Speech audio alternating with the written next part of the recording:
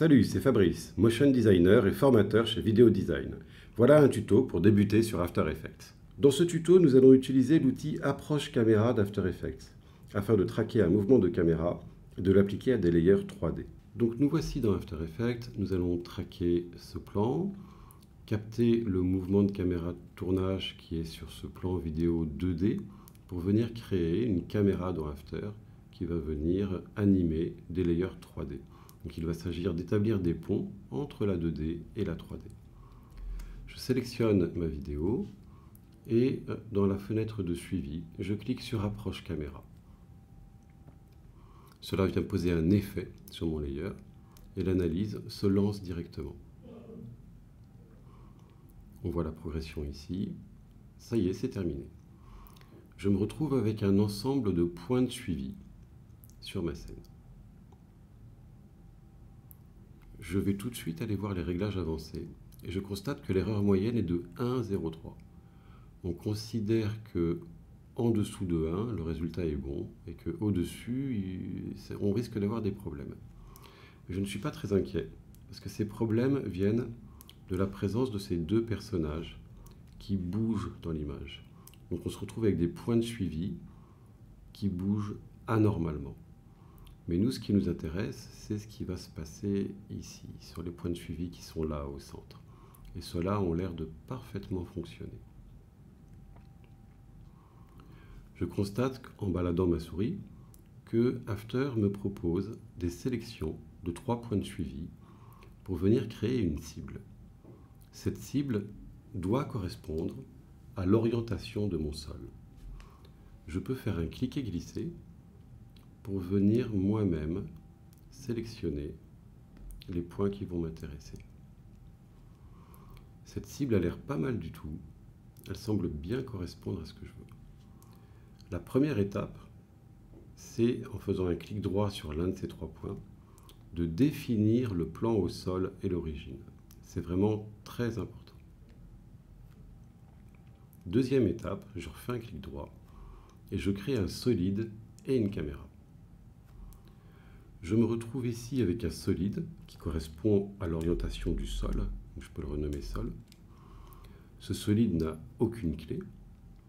Toutes les clés se trouvent sur la caméra qui a été créée. Donc il ne faut surtout pas modifier cette caméra, je peux la verrouiller. Et si je lance une prévisualisation, je m'aperçois que mon solide 3D suit parfaitement le mouvement de la 2D. Je vais créer un texte que je vais mettre en 3D. Ce texte a l'air de partir bizarrement. Sur des coordonnées que je ne comprends pas trop pour l'instant. Si j'essaye de le placer comme ça et que je lance une prévisualisation, je m'aperçois que mon texte glisse. Il n'a pas l'air d'être parfaitement accroché au sol. Alors, pour bien me repérer, je dois activer 2 vues et choisir comme vue de ce côté-là une vue de devant. Et là, je comprends, en activant mon sol, que mon texte est enfoncé dans le sol. J'ai ici mon layer sol, là mon layer texte. Il faut que je vienne poser mon texte sur le sol. Je vais mettre son ancrage en bas.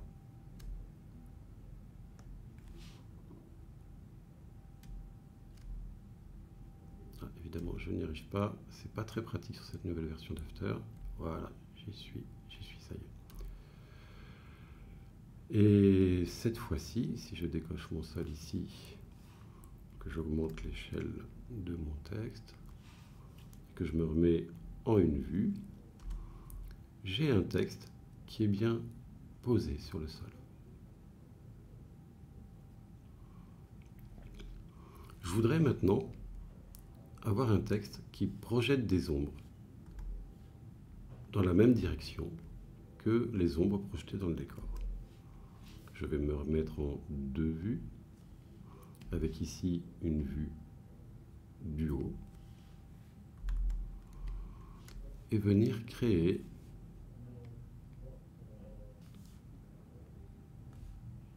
un calque de lumière, une lumière ponctuelle.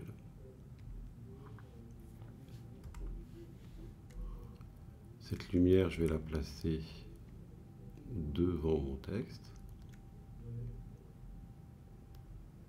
comme ceci, ce qui va donner un petit peu de... intégrer un peu plus le texte dans la lumière. Cette lumière qui est devant ne va pas projeter d'ombre. Je vais l'appeler front. Je vais la dupliquer et appeler celle-ci back. Et celle-là va projeter une ombre. Et je vais la placer derrière, sur le côté, comme ceci. Donc ma lumière de derrière projette bien une ombre. Il faut que je demande à mon texte d'en projeter une ombre, de projeter une ombre lui aussi. Mais je n'ai toujours pas d'ombre au sol. Je vais activer mon sol. Ah, ça y est, je vois que sur le sol, j'ai bien une ombre. Donc je vais agrandir ce sol.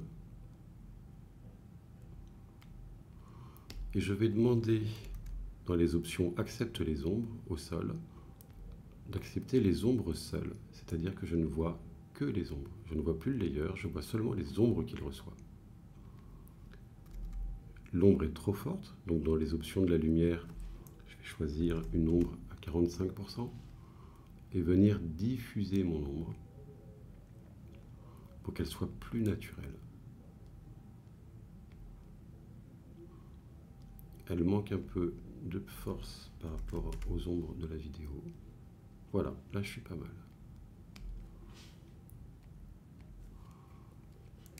Peut-être que l'ombre s'étend quand même un petit peu trop, ce qui veut dire que la lumière de derrière est trop basse. Donc en la remontant, vous voyez, je vais pouvoir doser et avoir une ombre qui s'étend quand même un peu moins. C'est un petit peu long à calculer.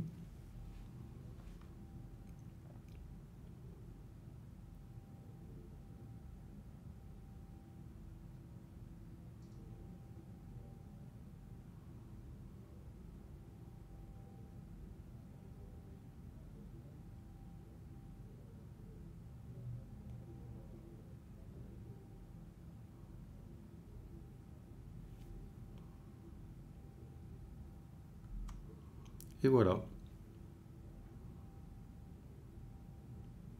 À bientôt pour un prochain tuto.